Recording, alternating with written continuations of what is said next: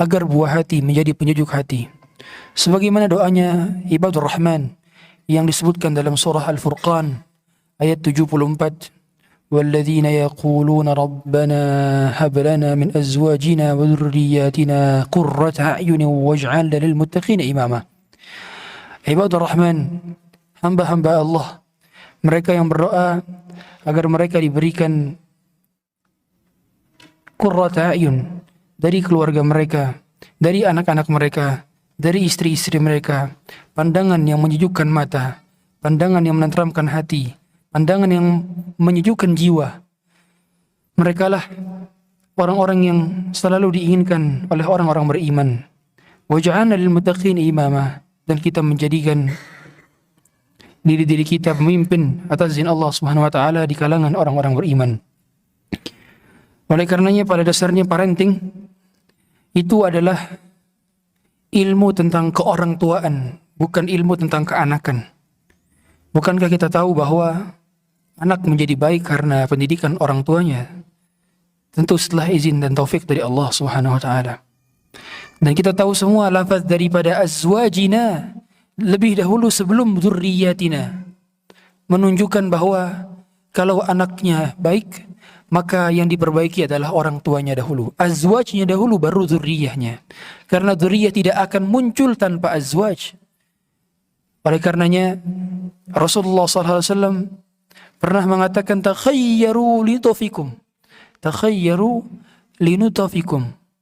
Pilihlah di mana kalian menanam dan menuai benih-benih kalian. Rasulullah di sini menganjurkan kepada kita bahwa pada dasarnya generasi terbaik dimulai dari memilih ibu yang terbaik. Generasi terbaik dimulai dari orang tua yang baik. Generasi terbaik dimulai dari ayah dan bunda yang terbaik.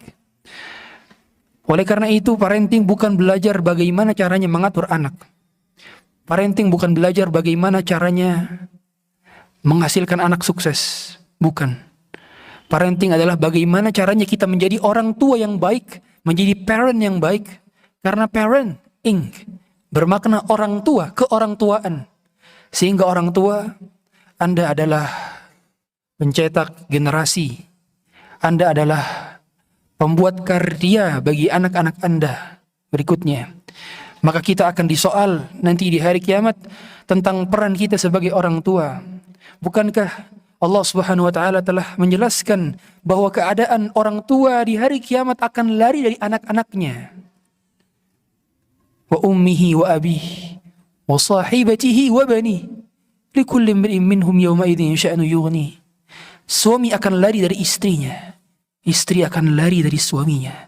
Anak akan lari dari bapaknya, bapak akan lari dari anaknya, ibu akan lari dari anaknya, anak akan lari dari ibunya. Mengapa mereka saling melarikan diri? Karena kan orang tua takut ditanya oleh Allah, mengapa kamu tidak menjadi orang tua yang baik di hadapan anak-anakmu? Mengapa kamu tidak menjadi anak-anak yang baik terhadap orang tuamu? Mengapa kamu tidak menjadi suami yang baik bagi istri-istrimu? Mengapa kamu tidak menjadi istri yang baik bagi suami-suamimu? Allah akan tanya dan soal. Dikarenakan orang tua pada dasarnya adalah amanah. Amanah yang berat. Bahkan Rasulullah SAW menyatakan bahwa orang tua adalah pintu surga yang paling tengah. Al-walidu awsatu abwabil jannah. Orang tua adalah pintu tengah dari pintu surga. Sehingga Anda harus menjadi surga bagi anak-anak Anda di rumah sebelum Anda masukkan dia ke dalam surga. Orang tua harus memberikan kurikulum dari semenjak dilahirkan hingga sampai ke surga. Jadi peran orang tua bukan hanya menghidupkan, membesarkan badannya, memanjangkan tulangnya, membesarkan tubuhnya, bukan. Tugas terberat Anda bukan mencari nafkah, wahai ayah. Tugas terberat Anda, wahai ibu, bukan menyusui, bukan mengandung, bukan. Tugas terberat Anda bukan demikian. Tugas terberat Anda adalah ketika Anda hidup bersama anak-anak Anda memberikannya kurikulum hingga dia sukses dunia sampai sesurga. Itulah kurikulum. Wajar saja Nabi Yakub ketika berhadapan dengan 12 anaknya, am kuntum syuhada idh hadara Yaqub al-maut idh qala li banihi ma ta'buduna min ba'di. Bayangkan Nabi Yakub seorang nabi anaknya Nabi, ayahnya Nabi, kakeknya Nabi, saudara ayahnya Nabi, anaknya Nabi Yusuf, dirinya Nabi Yakub, bapaknya Nabi Ishak, kakeknya Nabi Ibrahim, saudara ayahnya Nabi Ismail, hidup di keluarga Nabi, circle-nya Nabi.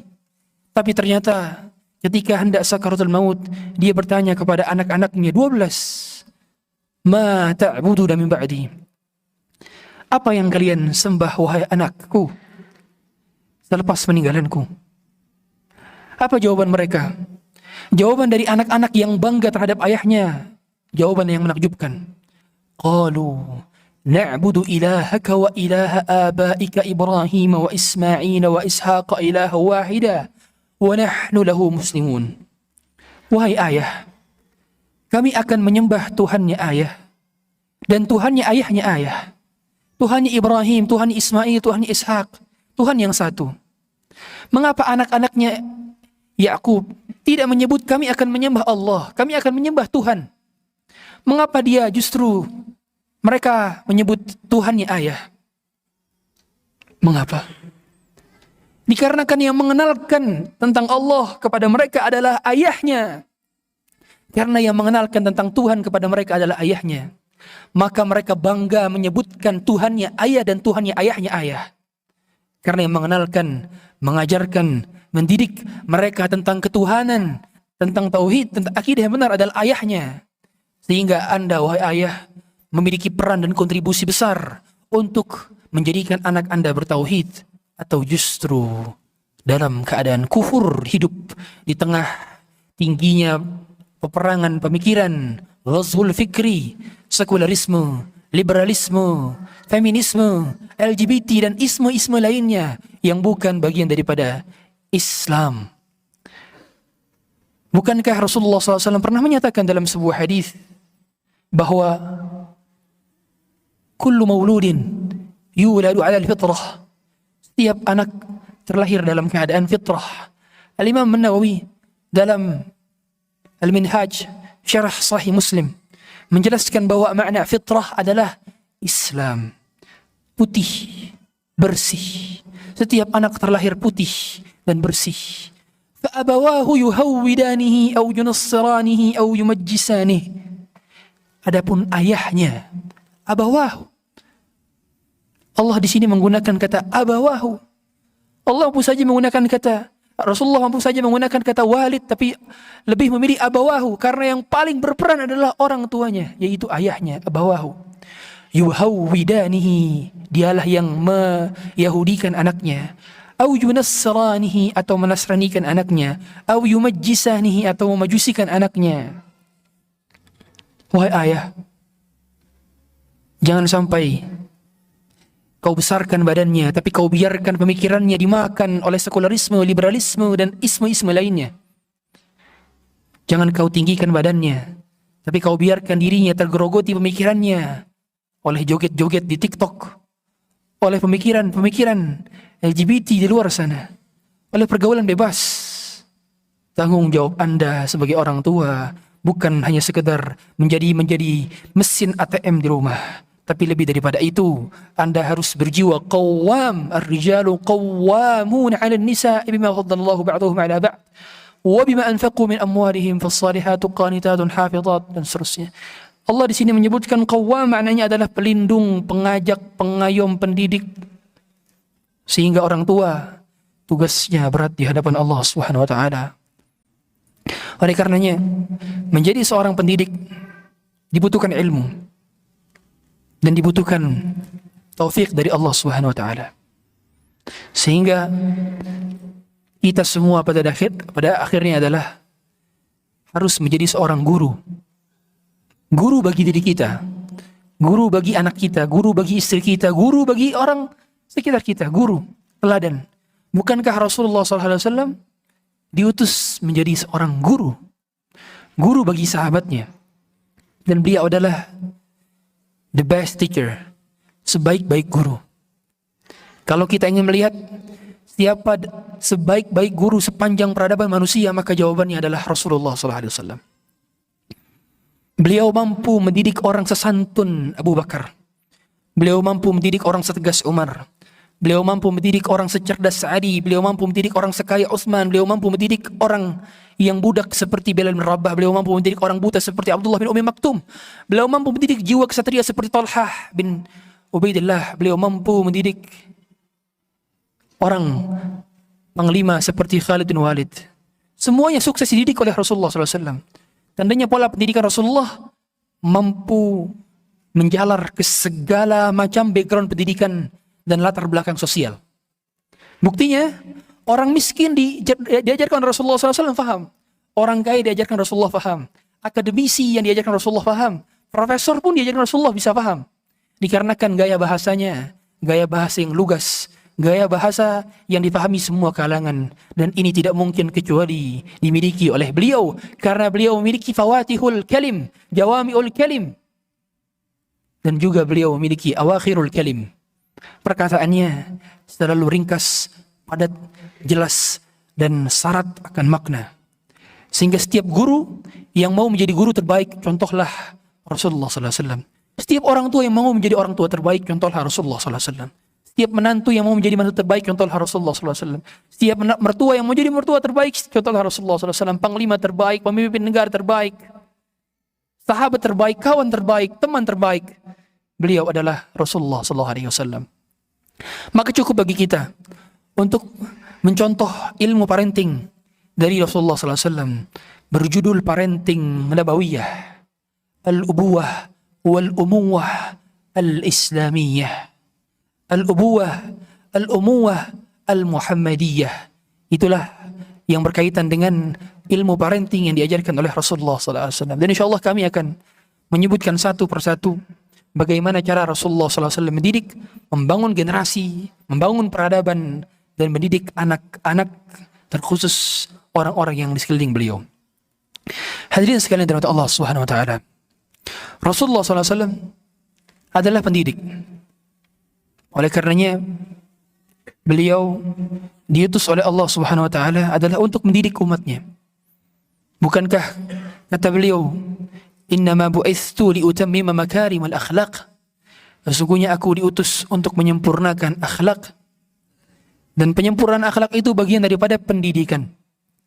Bukankah beliau juga mengatakan, aku diutus bukan mu'annitan wala muta'annitan.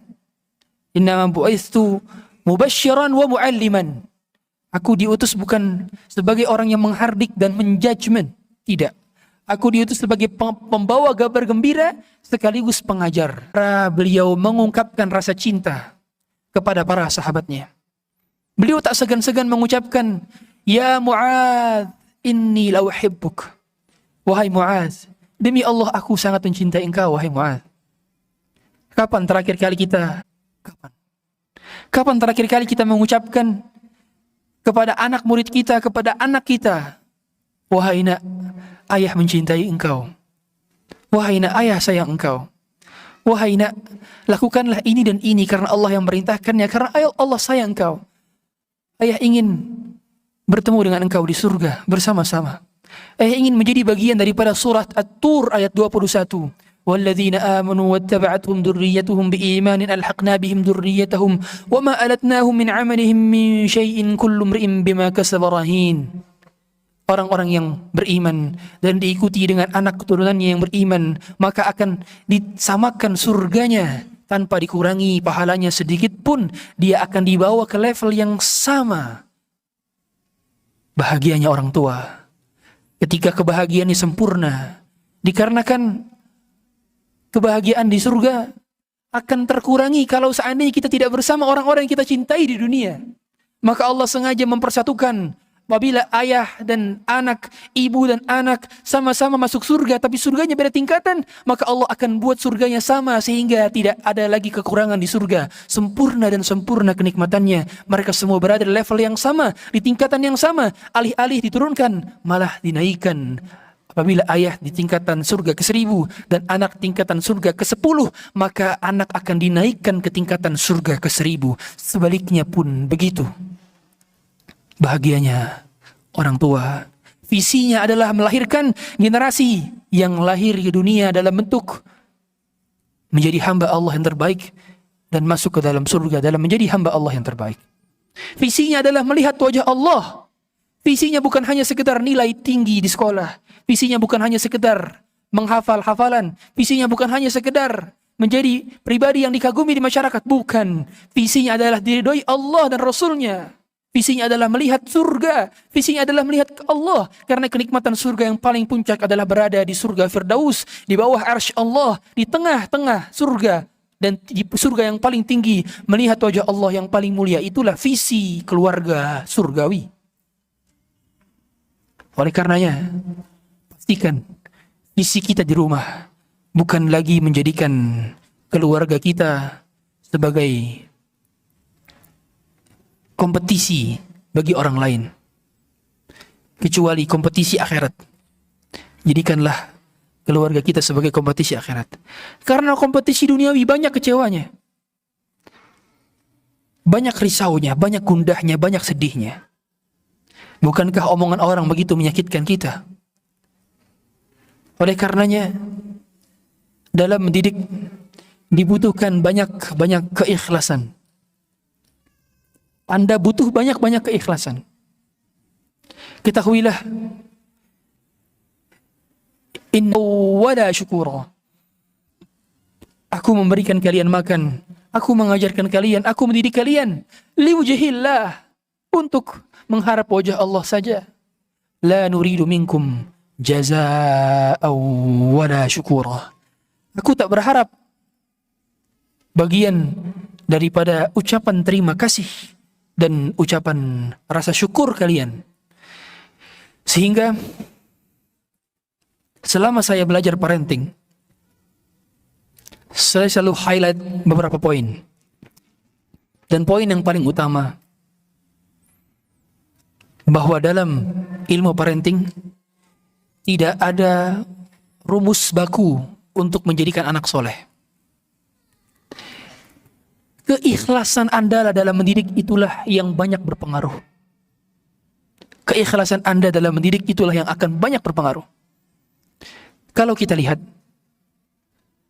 orang-orang tua kita, sudah sepuh mereka, jenggotnya telah memutih, tubuhnya telah ringkih, bicaranya hanya terbatas. Tapi mengapa mereka mampu mendidik orang-orang seperti kita? Mereka menjadikan kita pribadi yang tangguh dan kuat. Berbeda dengan generasi sekarang. Ada istilah di Gen Z, vulnerability, yaitu generasi yang rapuh. Diomelin sedikit dibilang tidak disayangi lagi. Bahkan ada ungkapan, Gen Z itu kalau disuruh orang tuanya angkat jemuran dibilang broken home. Disuruh berhenti main game, dikatakan orang tuanya tidak mengetahui mental health. Rapuh. Berbeda dengan orang tua kita yang mendidik kita. Padahal mungkin ilmu mereka tidak seperti sekarang. Sekarang ada ChatGPT, ada Google, ada Bard, berbagai macam AI ada. Yang kita tinggal cari apapun ada. Tapi mengapa mereka sukses mendidik kita? Mengapa? Barangkali bukan karena ilmunya. Barangkali karena besar ikhlasnya. Dan mereka dalam mengayom, mengasuhi kita, menafkahi kita setiap hari, pagi dan petang. Mereka tak risau ketika rezeki mereka sedikit. Berbeda dengan generasi sekarang. Ada istilah child free. Tak dia menjadi sebaik-baik teladan. Sehingga cara pengikat hati kita kepada mereka adalah membuat mereka kagum kepada kita. Membuat mereka kagum kepada kita. Dikarenakan apa yang beliau ungkapkan selaras dengan apa yang beliau lakukan. Keselarasan inilah yang menjadikan para sahabat mencintai beliau. Karena mereka tidak pernah dapati ketidakselarasan antara ucapan dan perbuatan dari beliau sallallahu alaihi wasallam. Sehingga apapun yang menjadi statement, perintah dan larangan yang keluar dari lisan beliau, mereka langsung melakukannya atau meninggalkannya. Kita tahu semua iman-iman para sahabat. Ketika mereka diharamkan humur al-ahliyah, keledai negeri. Keledai negeri sebelumnya dihalalkan. Tapi ketika perang Khandaq, di tahun kelima Hijriah, perang Khandaq. Kelaparan mereka semua. Sedang dimasak. Ternyata ada perintah dari Allah Subhanahu wa taala bahwa Allah telah mengharamkan humur al-ahliyah. Akhirnya mereka sudah siap ingin menyantap hidangan yang sudah matang. Tapi mendengarkan firman Allah, sabda Rasulullah, mereka langsung menumpahkan kuali-kuali mereka hingga kuali-kuali mereka terjatuh dan melumuri tanah-tanah mereka. Keimanan yang kuat. Siapa gurunya? Rasulullah SAW. Wajar saja kalau ada generasi sehebat ini karena gurunya Rasulullah SAW. Wajar saja kalau ada orang sedermawan Abu Bakar karena gurunya Rasulullah SAW. Wajar saja kalau ada orang setegas Umar yang diliputi dengan kelembutan seperti Umar karena gurunya Rasulullah SAW. Wajar saja ada orang secerdas Ali karena gurunya Rasulullah SAW. Wajar saja ada orang sesantun Utsman, semalu Utsman karena gurunya Rasulullah SAW. Maka siapa guru-guru kita? Itulah akan menentukan juga pribadi-pribadi di diri kita. Dan anak-anak kita akan mengikuti siapa yang menjadi pendidiknya, siapa yang menjadi gurunya, yaitu diri kita masing-masing. Rasulullah SAW cara mengikatnya juga beliau selain mengungkapkan cinta kepada orang yang menjadi audiens atau yang menjadi target dari pendidikan, beliau juga mendoakan para murid-muridnya. Seperti beliau mendoakan Anas bin Malik. Tatkala Anas bin Malik datang telah dihias oleh ibunya Ummu Sulaim, dipakaikan sarung terbaik, dipakaikan imamah terbaik, dipakaikan baju terbaik, datang kepada Rasulullah SAW. Ya Rasulullah, hadza Anasun yakhtumuka. Ini Anas menjadi pembantumu, wahai Rasulullah. Aku khidmatkan dia. Cerdasnya seorang ibu mengkhidmatkan anaknya kepada guru yang cerdas. Ibu yang cerdas, guru yang cerdas, anak yang cerdas. Dikhidmatkan. Oh ya Rasulullah, silahkan kau gunakan Anas sebagai pembantu engkau. Maka Rasulullah mendoakan Anas.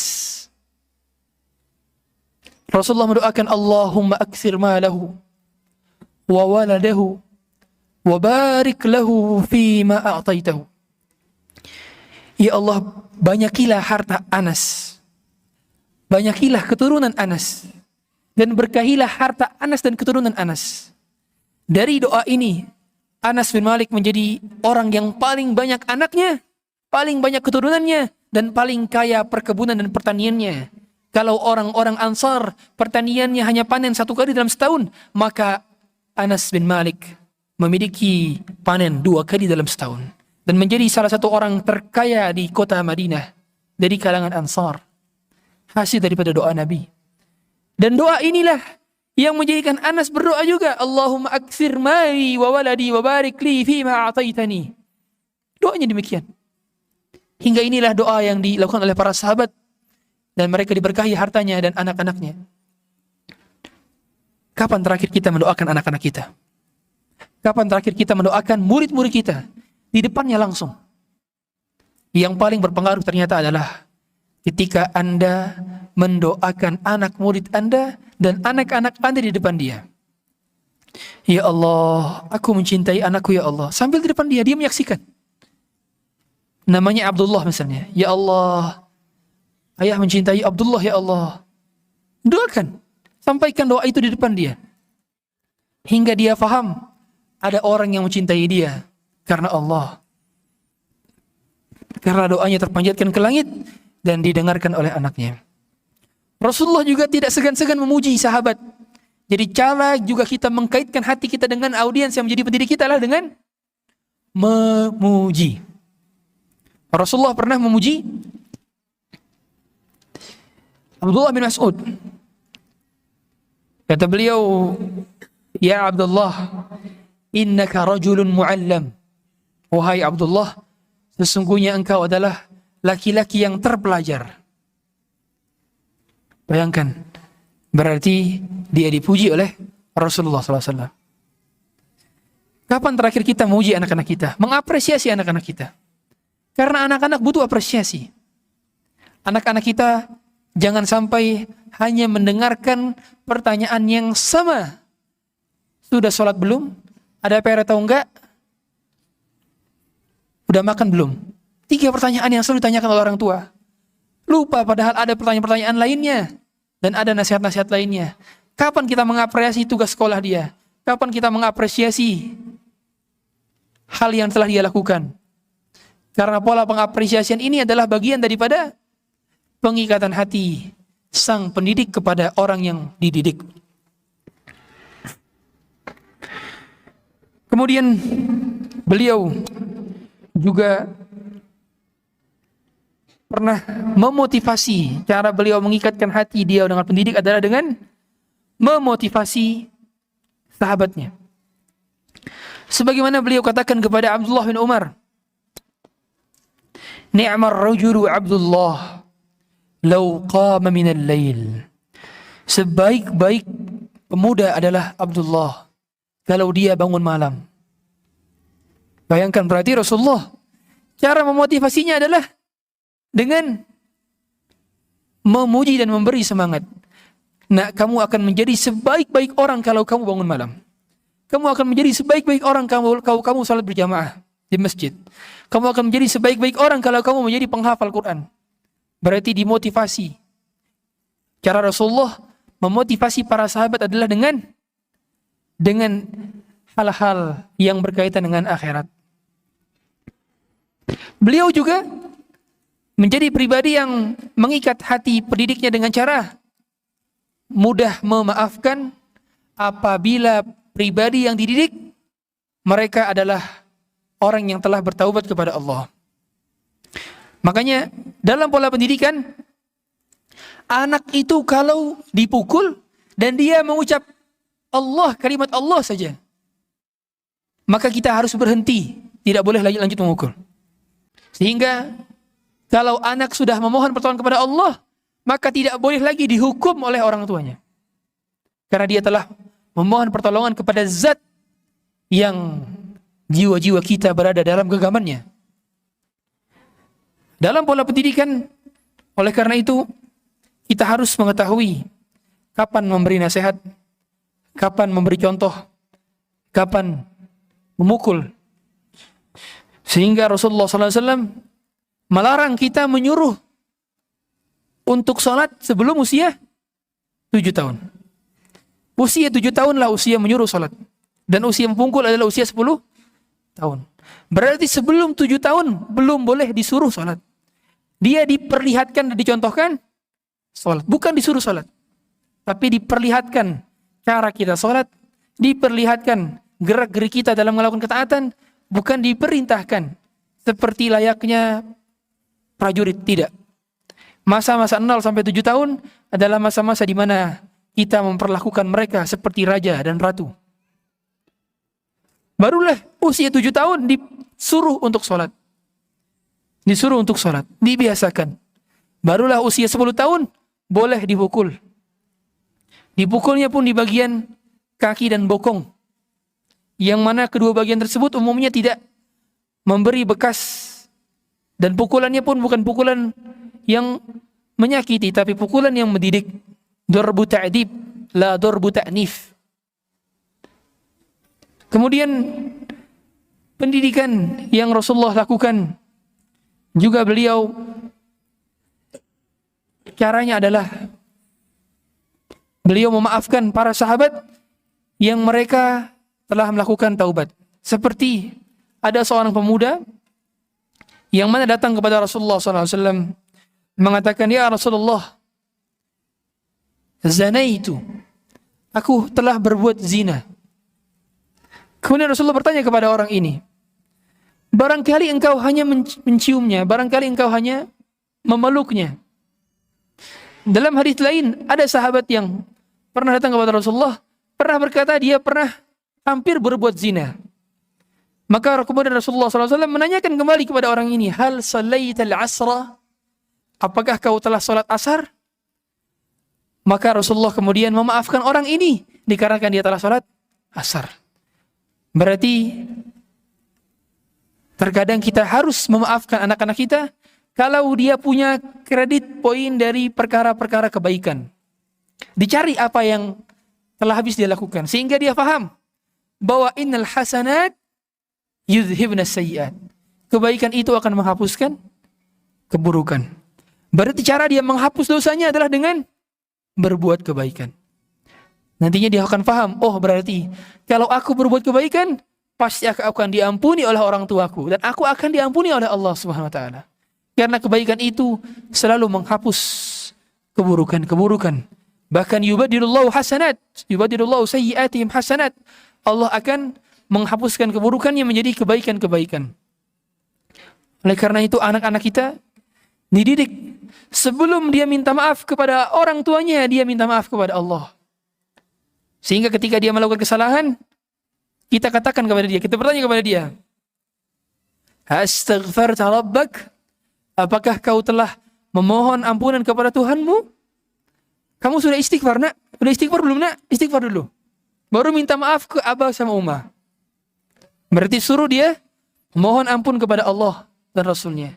Sama seperti ketika kita menyuruh dia, kalau dia meminta sesuatu, meminta es krim, maka pastikan dia memohon dahulu kepada Allah Subhanahu wa taala.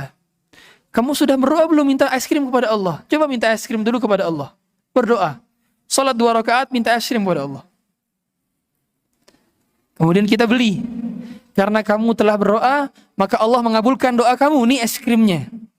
Begitu pola pendidikannya. Sehingga faham bahwa segala permintaan bukan orang tuanya yang mengabulkan, tapi Allah yang mengabulkan. Segala permohonan yang mengabulkannya Allah, bukan orang tuanya. Orang tuanya sama seperti anaknya, sama-sama manusia yang tidak bisa memudaratkan dan tidak bisa memberikan manfaat. La tadurru wa la tanfa'. Oleh karenanya orang tua harus paham bahwa Anda adalah manusia. Anda bukan malaikat yang tidak pernah salah.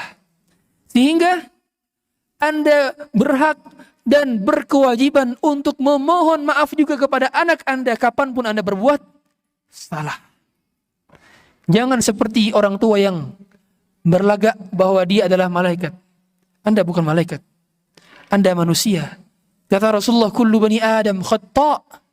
Setiap anak Adam khata'. Mengapa Rasulullah menyebutkan dengan wazan fa'al? Khata' itu dengan wazan fa'al yang bermakna sering melakukan kesalahan. Kalau melakukan kesalahan, seringnya dilakukan lagi. Sudah bertaubat, dilakukan lagi, dilakukan lagi. Khata'. Kesalahan yang dilakukan berulang-ulang. Khata'. Dan kita adalah manusia biasa. Maka wahai orang tua, ketika Anda melakukan kesalahan, jangan sungkan untuk berucap, maafkan Abah ya nak, maafkan Uma ya nak, maafkan orang tuamu ya nak, maafkan. Dia faham berarti, oh orang tua saya adalah manusia juga, sama seperti saya. Dan dia nantinya tidak akan segan-segan untuk meminta maaf kepada Anda ketika dia berbuat salah. Karena Anda telah mencontohkan bahwa ketika salah, maka meminta maaf. Hadirin sekalian yang dirahmati Allah Subhanahu wa taala. Pola pendidikan kedua yang Rasul lakukan, beliau juga melakukan sentuhan fisik kepada yang dididik. Sebagaimana dalam hadis Abdullah bin Umar, ketika Abdullah bin Umar ditepuk pundaknya oleh Rasulullah SAW, kun fid dunya ka'annaka gharibun aw 'abiru sabilin. Jadilah kamu di dunia seperti orang yang asing atau seperti orang yang sedang bersafar dan melewati jalanan saja.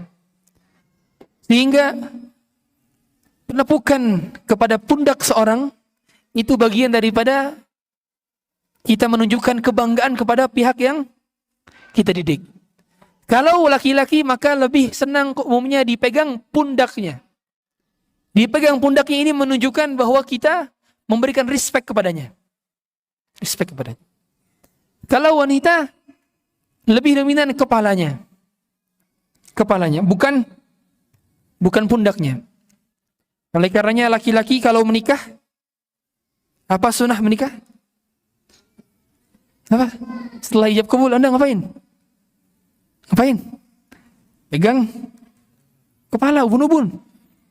Mendoakan, Allahumma inni as'aluka khairaha wa khaira ma fiha wa khaira ma jabalta 'alaiha wa a'udzu bika min syarriha wa syarri ma fiha wa syarri ma jabalta 'alaiha. Doanya.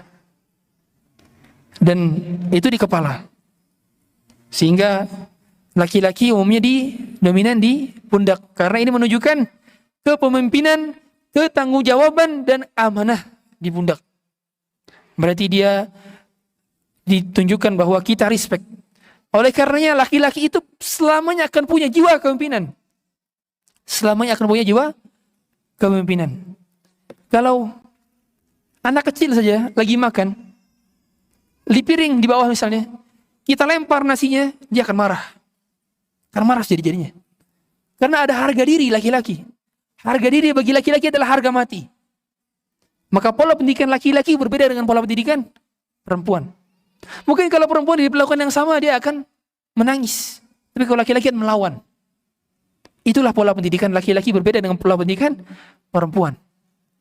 Maka kalau laki-laki, cara memujinya adalah memuji kepemimpinannya, ketangguhjawabannya, keterampilannya, dipuji keterampilannya. Cara mengapresiasinya adalah apresiasi keterampilannya, kemampuannya, kepemimpinannya, fisiknya, ya. Ini diapresiasi. Adapun wanita, penampilannya, sikap anggunnya, cantiknya, ramahnya. Jadi bicara beda mengapresiasi wanita dengan laki-laki. Dan Rasulullah SAW melakukan hal demikian kepada tadi Abdullah bin Umar dengan memegang pundak Abdullah bin Umar. Beliau juga bersama anak kecil bermain-main dengan anak kecil. Sehingga agar anak terikat dengan kita juga tak sungkan-sungkan untuk bermain-main dengan anak-anak. Dengan cara apa Rasulullah bermain dengan anak-anak? Rasulullah seringkali menduduki Hasan di pundak beliau. Dan beliau tak malu. Bahkan beliau secara terang-terangan mengungkapkan, Allahumma inni uhibbuhu fa ahibbahu wa ahibba man yuhibbuh. Ya Allah, aku mencintai Hasan dan cintailah orang yang mencintai Hasan. Dan cintailah juga orang-orang yang mencintainya. Berarti dia, Rasulullah SAW mengungkapkan cinta didengar oleh orang lain. Karena hadis riwayat ini berarti didengar oleh orang lain. Berarti doanya dijahar. Saat mengungkapkan cinta, doanya dijahar Rasulullah. Rasulullah SAW juga memberikan perhatian yang khusus kepada para sahabatnya. Jadi cara beliau setiap ba'da subuh, beliau ngapain? Setiap pada subuh, beliau balik badan. Sebagaimana hadis dari sahabat Samurah bin Jundub, kata beliau, kana Rasulullah sallallahu alaihi wasallam idza faragha min salatihi aqbala alaina biwajhihi. Rasulullah kalau selesai salat, maka Rasulullah balik badan menghadap kami. Ngapain? Ngabsen sahabat. Mencari sahabat yang sakit, siapa yang sakit yang tidak hadir. Oleh karenanya Rasulullah tahu siapa saja yang munafik. Karena dari mana? Salat subuhnya. Dari salat isya'nya. Karena kata beliau, asqalus salati 'alal munafiqin salatul isya'i wa salatus subh. Law ya'lamuna ma fihima la'atawhuma walau habwa. Siapa yang mengetahui tentang keutamaan dua salat ini, maka dia akan merangkak untuk berjalan menujunya. Maka beliau sallallahu alaihi wasallam perhatian kepada para sahabat. Perhatian ini sampai menjadikan Amr bin As bertanya kepada Rasulullah sallallahu alaihi wasallam, "Ya Rasulullah, man ahabbun nasi ilaik?" Siapa orang yang paling kau cintai? Dikarenakan Rasulullah ketika perhatian kepada para sahabat, seolah-olah hanya sahabat itu saja yang menurut dia perhatikan. Sehingga kayaknya orang lain gak diperhatikan. Jadi seolah-olah yang diperhatikan itu semuanya secara satu persatu secara istimewa. Sampai-sampai Amr bin As pernah bertanya kepada Rasulullah, Wahai Rasulullah, siapa orang yang paling kau cintai? Apa tujuan dari pertanyaan Amr bin As ini? Supaya disebut namanya. Tapi ternyata Rasulullah mengungkapkan siapa? Aisyah. Minar rijal ya Rasulullah. Dari laki-laki maksudku ya Rasulullah. Kata Rasulullah, abuha. Summa man? Kemudian siapa Rasulullah? Summa Umar. Summa man? Summa Utsman. Summa man? Summa Ali. Summa man? Summa Abdurrahman bin Auf. Terus. Sampai akhirnya Amr bin As menyuruh Rasulullah untuk berhenti. Cukup ya Rasulullah. Hasbuka ya Rasulullah. Kata beliau ketika meriwayatkan hadis ini, aku takut, aku khawatir, aku ditempatkan di paling terakhir ketika disebutkan dari Rasulullah SAW. Padahal beliau memastikan jawaban tersebut supaya apa? Supaya mengetahui Rasulullah cinta benar gak sama aku, karena perhatiannya berlebihan kepadaku. Sangat perhatian sekali. Sampai-sampai dia curiga bahwa dialah orang yang paling dicintai, ternyata bukan dia yang paling dicintai. Bayangkan, orang yang bukan paling cintai saja perhatiannya seperti itu. Apalagi sahabat-sahabat yang lain. Maka wajar saja Rasulullah sangat mencintai. Wajar saja para sahabat sangat mencintai Rasulullah SAW. Bahkan mereka sangat memuliakan Rasulullah SAW. Sampai-sampai Urwah bin Mas'ud As-Saqafi ketika meriwayatkan dalam hadis Sahih Bukhari, diriwayatkan bagaimana para sahabat memuliakan Rasulullah SAW. Ma tanakhama nuqamatan illa saqata fi kaffi rajul minhum. Tidaklah Rasulullah SAW membuang dahak kecuali di kanan kirinya sudah ada sahabat yang siap menengadahkan tangan untuk menangkap ludahnya Rasulullah SAW, dahaknya Rasulullah SAW. Fadallaka biha wajhu. Kemudian mereka mengusap wajah-wajah mereka dan kulit-kulit mereka dengan dahaknya Rasulullah. Wa kadu yaqtatiluna 'inda wudu'ih. Mereka hampir-hampir perang satu dengan yang lainnya ketika Rasulullah SAW berwudu, dikarenakan ingin mendapatkan cipratan wudunya Rasulullah SAW. Sangat mencintai Rasulullah. Dan tentu ini hanya berlaku bagi Rasulullah SAW. Tidak bisa dikiaskan dengan orang kiai, habib, syekh, ustadz, tidak bisa. Hanya menjadi kekhususan bagi beliau karena dahaknya beliau berkah, ludah beliau berkah, keringat beliau berkah, rambut beliau berkah, dan para sahabat bertabarruk kepada zat jasad beliau. Tapi tidak dikiaskan dengan orang selain beliau. Oleh karenanya, ketika Abu Sufyan bin Harb sebelum dia masuk Islam, pada saat Sulh Hudaybiyah, melihat pemandangan bagaimana para sahabat Nabi memuliakan Nabi, kata beliau, "Ma ra'aitu ahadan yuhibbu ahadan kahubbi ashabi Muhammadin Muhammadah." Aku belum pernah melihat seseorang mencintai seorang lainnya seperti kecintaannya sahabat Muhammad kepada si Muhammad. Kata dia sebelum masuk Islam. Aku sering berjumpa dengan Kaisar Romawi, dengan Kaisar Persia. Tidak ada seorang pun di antara mereka yang memuliakan rajanya dan kaisarnya seperti sahabatnya Muhammad kepada si Muhammad. Karena Abu Sufyan ini seorang saudagar. Dia berkeliling dunia melakukan perdagangan. Dia sering melihat pemandangan para raja, para kaisar. Najasyi bertemu dengannya. Tapi tidak dia dapati pemuliaannya seperti sahabat Nabi kepada Nabi. Karena ternyata Nabi SAW memuliakan mereka. Sehingga sabda Nabi SAW apa? Laisa minna man lam yarham saghirana. Bukan di antara kami orang yang tidak cinta kepada orang yang di bawahnya. Walam yuqir kabirana. Dia tidak hormat kepada yang di atasnya. Walam ya'rif li'alimina haqqan. Dan dia tidak mengetahui hak-hak ahli ilmu. Berarti sifat seorang mukmin, dia hormat kepada yang tua, dia sayang kepada yang muda, dan dia tahu hak-hak ahli ilmu. Walam ya'rif li'alimina haqqan. Begitu kata Nabi SAW. Maka kita sebagai orang tua harus menunjukkan kasih sayang kepada anak-anak yang dididik. Karena pengikatan hati ini menjadi poros dan penting untuk pendidikan berikutnya. Oleh karena itu, para ahli parenting seringkali menyebutkan connection before correction. Koneksi sebelum koreksi. At-ta'lif qabla at-ta'rif. At-ta'rif qabla at-ta'qib. Pengikatan hati sebelum pengenalan. Pengenalan sebelum penghukuman. Jadi seorang orang tua tidak boleh menghukum sebelum mengenalkan dan tidak boleh mengenalkan sebelum mengikat hubungan. Mengapa anak kita marah kalau kita tegur? Barangkali yang memarahinya adalah sosok yang tidak dikaguminya.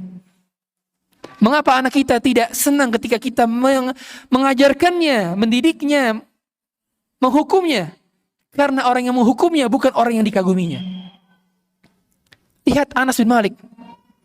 Anas bin Malik pernah ditegur oleh Rasulullah SAW. Satu ketika beliau pernah disuruh Rasulullah SAW beli satu keperluan ke pasar.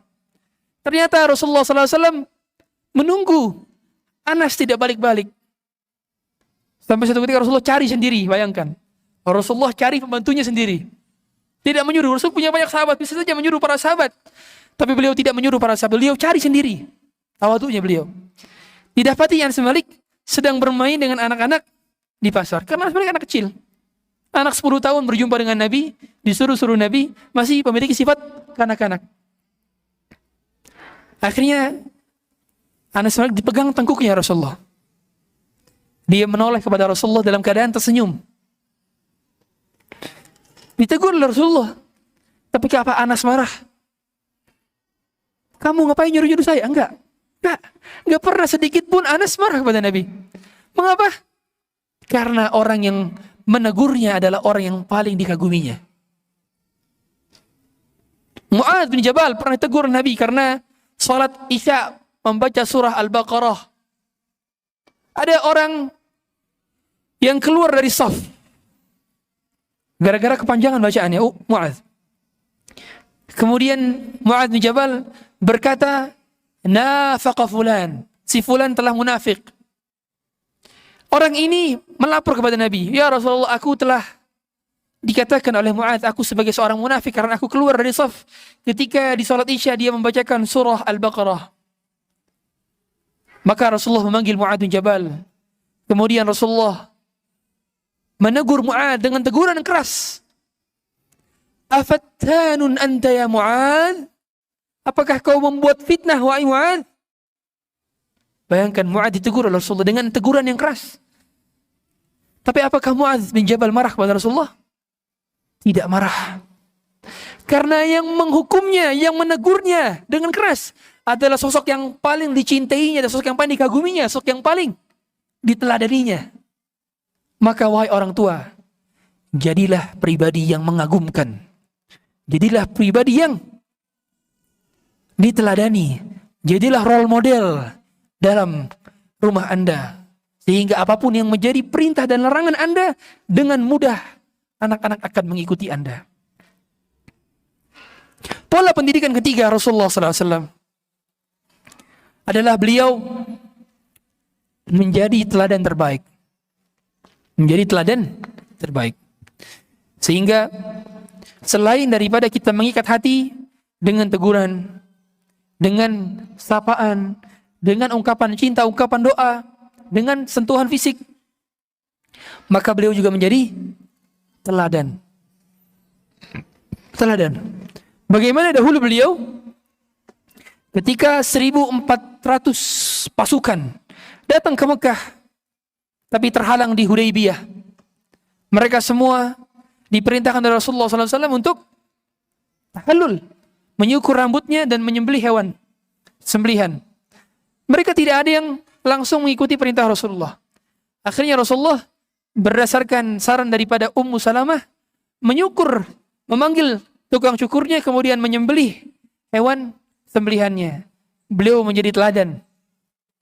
Beliau SAW dalam perang Hunain tidak hanya menyuruh sahabatnya perang, tapi beliau di garda terdepan. Bahkan Ali bin Abi Thalib dan sahabat-sahabat lainnya berada di belakang punggung Rasulullah SAW, menjadikan Rasulullah sebagai tameng bagi mereka. Bayangkan, mereka sudah maju, tapi Rasulullah lebih maju. Beliau hampir bersyair. Dan ini bukan syair, karena beliau memang tidak bisa bersyair. Beliau tidak bisa baca tulis dan tidak bisa berbuat syair. Dan tidak bisa buat syairnya Rasulullah adalah sebuah kelebihan. Karena seandainya beliau mampu membuat syair, maka akan menjadi cemooh bagi orang-orang kafir Quraisy bahwa beliau mengarang-ngarang Quran. Wa ma yantiqu 'anil hawa in huwa illa wahyu yuha. Beliau tidak mengarang Al-Quran, itu adalah wahyu yang Allah wahyukan kepada beliau. Beliau mengatakan, Ana nabiyyun la kadhib, ana ibnu Abdul Muthalib. Aku nabi yang tidak berdusta, aku anak keturunan Abdul Muthalib. Bayangkan, anak panah hampir menancap ke pundak dan punggung beliau. Tapi beliau tidak takut, menjadi teladan, pemberani. Beliau sallallahu alaihi wasallam juga kalau sedekah tidak takut miskin. Sampai-sampai dalam satu riwayat ada orang Arab Badui ketika Rasulullah membagi ghanimah. Beliau membagi ghanimah sebanyak 2 lembah kambing. Maksud 2 lembah kambing adalah banyak sekali kambing yang diberikan Rasulullah. Ketika perang Hunain saja, beliau berikan kepada orang-orang yang baru masuk Islam. Abu Sufyan diberikan 100 ekor unta 40 uqiyah. Abu Sufyan berkata kepada Rasulullah, Ya Rasulullah, untuk anakku Muawiyah diberikan lagi 100 ekor unta 40 uqiyah. Ya Rasulullah, untuk anakku Yazid diberikan lagi 100 ekor unta dan 40 uqiyah. Hingga total untuk Abu Sufyan dan keluarganya 300 ekor unta dan 120 uqiyah diberikan Rasulullah. Rasul tidak memiliki apa-apa lagi setelah itu. Tempat tinggalnya tetap tempat tinggal yang kalau dipegang atapnya dengan tangan maka akan menempel tangan kita ke atap Rasulullah. Tempat tinggal Rasulullah tetap tempat tinggal yang dimana ketika sujud beliau perlu untuk menyentuh kakinya Aisyah untuk bisa sujud karena sempitnya tempat Rasulullah. Kasur Rasulullah tempat kasur yang sama yang mana menjadikan bekas di pundak beliau yang mulia. Makan beliau tetap makanan yang sama. Yang sampai-sampai beliau hanya makan selama 2 bulan aswadan, kurma hitam dan air putih. Beliau tak menginginkan dunia. Teladan. Teladan inilah yang membuat Aisyah pernah bersedekah. Tidak punya apa-apa lagi. Kecuali 1 butir kurma ketika didatangkan oleh seorang ibu dan 2 anaknya perempuan. Diberikan 1 butir kurma kepada ibu ini. Kemudian oleh ibu ini dibelah 2 kurmanya. 1 buat anaknya, 1 buat anaknya. Sehingga si ibu tidak memakan 1 butir kurma pun. Luar biasa sedekah yang dilakukan oleh Aisyah. Dari mana Aisyah belajar? Dari gurunya Rasulullah SAW. Khadijah amat sangat dermawan. Dan itu juga hasil didikan daripada Rasulullah SAW. Uthman bin Affan mewakafkan bi'r rumah, sumur yang telah dimonopoli oleh orang Yahudi, dibeli oleh Uthman bin Affan seharga 200.000 dirham. Diwakafkan dan hasil dari perairannya dijadikan perkebunan. Sampai sekarang masih ada perkebunan Utsman dan hasil daripada kurmanya diekspor keluar daripada negara Arab Saudi dan dijadikan sebagai sumber pendapatan negara. Disebutkan dalam Departemen Pertanian Arab Saudi bahwa itu menghasilkan ribuan ton per tahun dari hasil kurmanya Utsman. Dan hasil daripada kurmanya menghasilkan rekening Utsman bin Affan sampai sekarang ada. Pendidikan siapa? Pendidikan Rasulullah SAW. Karena Rasulullah ketika itu menyuruh Utsman bin Affan untuk membeli sumur itu. Siapa yang bisa membeli sumur milik Yahudi karena terjadi paceklik, maka dia akan masuk surga. Diiming-imingi guru yang baik. Siapa yang mampu menjadikan Abdullah bin Abbas sebagai habru hadhil ummah, tinta dan penanya umat ini, menjadi ulama di usia muda, menjadi pakar dari tafsir, menjadi mufti para sahabat yang Umar bin Khattab bertanya kepada Abdullah bin Abbas, siapa yang mengajarkan Abdullah bin Abbas? Rasulullah SAW. Hasil dari apa? Pendidikan pernah diboncengi Rasulullah SAW. Berkata, ya gulam, inni u'allimuka kalimat, ihfadillah, ihfadillah, tajud tujahak. Wahai nak, jagalah Allah, niscaya Allah akan menjagamu. Jagalah Allah, niscaya engkau akan dapati Allah di hadapanmu. Wa'alam anna al-ummata law ijtama'at ala an yanfa'uka bi syai'in lam yanfa'uka bi syai'in illa qad katabahu Allahu lak wa la in ijtama'u ala an yadurruka bi syai'in lam yadurruka bi syai'in illa qad katabahu Allahu 'alaika rufi'atil aqlam wa jaffatis suhuf. Ketahuilah seandainya seluruh manusia memudaratkanmu tidak akan bisa kecuali izin Allah. Seandainya manusia memberi manfaatkan kepadamu, niscaya tidak mampu kecuali atas izin Allah. Pena telah terangkat dan tintanya telah kering. Wa'alam anna an-nasra ma'as sabri wa anna al-faraja ma'al karabi wa anna ma'al usri yusran. Ketahuilah nak bahwa kemenangan itu ada pada kesabaran dan kelapangan itu ada pada kesempitan dan setiap kesempitan ada keluasan. Rasulullah yang mengajarkan Abdullah bin Abbas hingga menjadi seorang pemuda yang menjadi ulama di usia muda. Siapa yang berhasil mendidik Abdullah bin Mas'ud menjadi staf ahli negara di usia 17 tahun? Siapa yang mampu mendidik Usama bin Zaid menjadi panglima perang di usia 18 tahun? Siapa? Rasulullah SAW. Berarti pola pendidikan Rasulullah SAW amatlah efektif, efisien, tepat pada sasaran, dan pasti berhasil. Sehingga beliau teladan. Teladan inilah yang sulit dilakukan. Seringnya kita hanya menceritakan contoh, tapi lupa bagaimana menjadi contoh. Maka jadilah contoh. Jangan sibuk menceritakan contoh. Bukankah Nabi Ibrahim saja Allah potretkan dalam Quran bagaimana potret Nabi Ibrahim bersama Nabi Ismail mendirikan pondasi kembali Ka'bah. Yang dipotretkan bukan Ibrahim beribadah sendirian, bukan Ibrahim menyuruh Ismail untuk mendirikan pondasi Ka'bah, tidak. Tapi Nabi Ibrahim tidak hanya menyuruh, tapi mengajak. Tidak hanya mengajak, tapi mencontohkan. Tidak hanya mencontohkan, tapi menjadi teladan. Wa idh yarfa'u Ibrahimul qa'ida minal baiti wa Ismail. Mereka berdoa di hadapan Ka'bah, Rabbana taqabbal minna. Ya Allah, terimalah amal ibadah kami. Siapa amal yang lebih baik daripada Ibrahim? Siapa amalnya yang lebih bagus daripada Ibrahim? Dia hancurkan berhala dengan tangannya. Dia dirikan Ka'bah dengan tangannya. Tapi masih tidak pede dengan amalnya yang menyebutkan Rabbana taqabbal minna. Dia masih tidak pede. Anaknya sudah menjadi nabi. Tapi dia masih berdoa, Rabbi ja'alni muqimas salah wa min dhurriyyati. Ya Allah, jadikanlah aku pendiri salat, penegak salat dan juga keturunanku. Dia masih tidak pede. Wajnubni wa baniya an na'budal asnam. Dia tidak pede menyebut, Ya Allah, jauhkanlah aku dan keturunanku dari menyembah berhala. Berarti orang tua harus tidak pede terhadap keimanan anaknya. Dia harus khawatir, apakah anaknya nanti akan menyembah berhala, apakah anaknya akan berbuat kesyirikan, apakah anaknya akan menyimpang tauhidnya. Harus khawatir. Tidak boleh Anda percaya diri. Oh, anak saya sudah sekolah di An-Najah. Oh, anak saya sudah sekolah di Ma'had. Anak saya sudah sekolah di sini, di sini, di sini. Berarti aman tauhidnya. Tidak.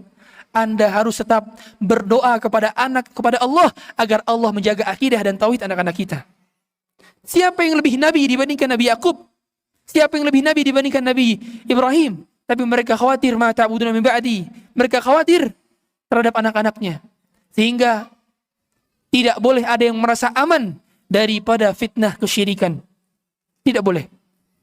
Semua di antara kita harus berlindung kepada Allah agar Allah melindungi kita dan keluarga kita dari kesyirikan. Hadirin sekalian dirahmati Allah Subhanahu wa taala. Berikutnya, di antara pola pendidikan Rasulullah berikutnya adalah agar buah hati menjadi penyejuk hati. Beliau memberikan nasihat di waktu yang tepat, di saat yang tepat, di momen yang tepat. Sehingga beliau tahu kapan beliau berikan nasihat, kapan beliau tidak memberikan nasihat. Beliau umumnya memberi nasihat kepada anak di 3 waktu. Yang pertama, beliau memberikan nasihat di waktu makan. Sebagaimana hadis Umar bin Abi Salamah dari hadis riwayat Muslim bahwa beliau sallallahu alaihi wasallam melihat Umar bin Abi Salamah makan dengan kondisi tidak tertib. Makan dengan ambil di sana, ambil di sini. Maka Rasulullah memanggil dia dengan panggilan lembut, Ya gulam, wahai nak, wahai ananda. Samillah, ucapkanlah bismillah. Wa kul biyaminik, makanlah dengan tangan kananmu. Wa kul mimma yalik, makanlah yang dekat-dekat terlebih dahulu. Bayangkan, Umar bin Abi Salamah meriwayatkan hadis ini ketika di usia tua. Karena usia kecil, beliau belum bisa menyampaikan ilmu. Kata beliau ketika meriwayatkan hadis ini, fawaqa'a dzalika fi nafsi. Nasihat ini membekas seumur hidup terhadap diriku. Sehingga aku tidak pernah makan kecuali dengan mengucapkan basmalah. Aku tidak pernah makan dengan tangan kiri. Aku selalu makan yang dekat-dekat semenjak mendengarkan nasihat dari Rasulullah SAW. Dari kecil. Berarti anak kecil itu butuh pembiasaan dan butuh contoh. Sehingga anak pada dasarnya harus sering-sering diperlihatkan contoh yang baik. Kita sering melihat dia pakai tangan kiri. Nah, pakai tangan kanan. Pakai tangan kiri lagi. Nah, pakai tangan kanan. Jangan lupa pakai tangan kanan. Dididik oleh ibunya 24 jam. Nah, pakai tangan kanan. Tangan kiri dia pakai. Sore hari bapaknya pulang. Bapaknya masuk ke ruang makan, minum pakai tangan kiri sambil berdiri. Anaknya melihat hilang pendidikan 24 jam yang diajarkan oleh ibunya sebelumnya. Karena satu contoh bapaknya yang buruk, padahal ibunya telah mendidik 24 jam. Berarti 1 juta nasihat akan kalah dengan 1 contoh yang buruk dari orang tua. Oleh karenanya, 1 teladan yang baik lebih berarti dibandingkan 1 juta nasihat yang masuk ke telinga dia. Sehingga nasihat. Kedua, Rasulullah SAW menasehati anak-anak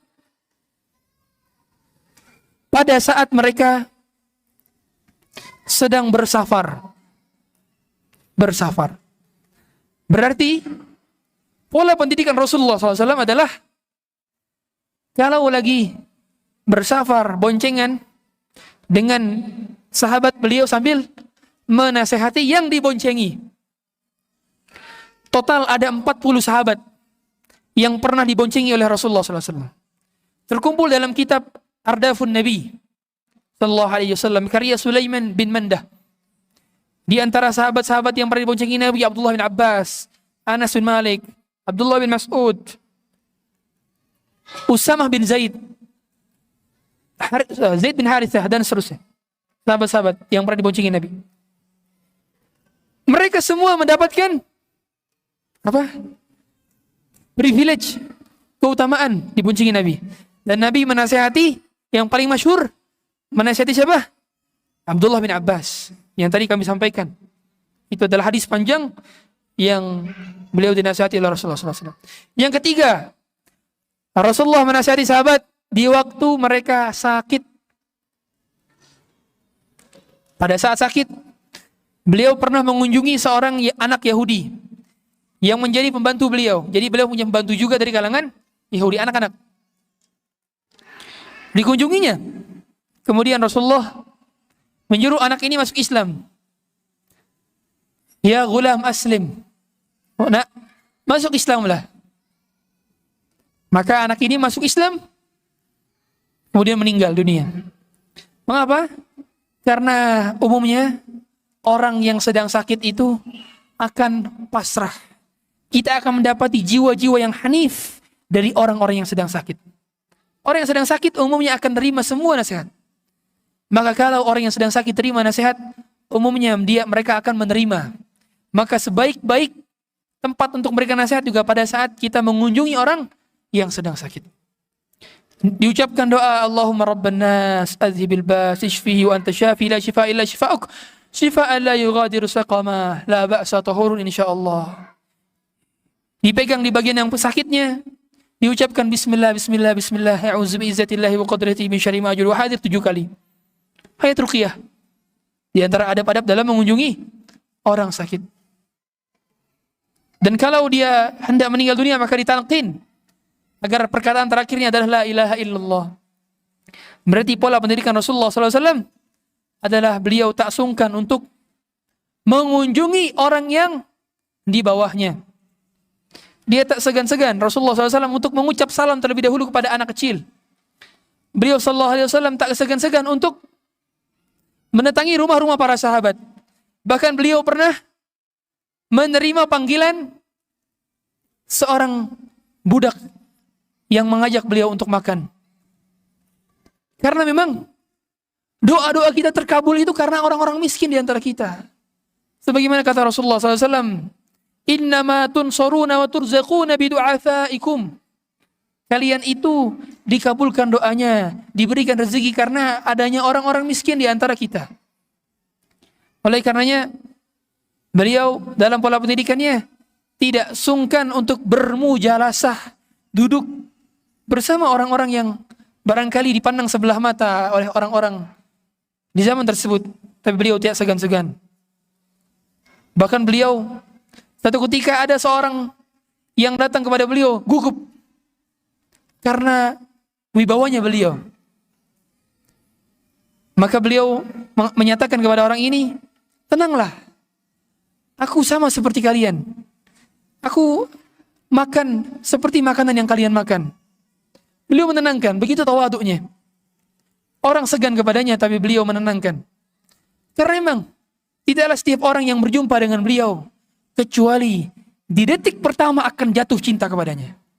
Di detik pertama akan muncul rasa hormat dan wibawanya. Sebagaimana hadis-hadis syama'il.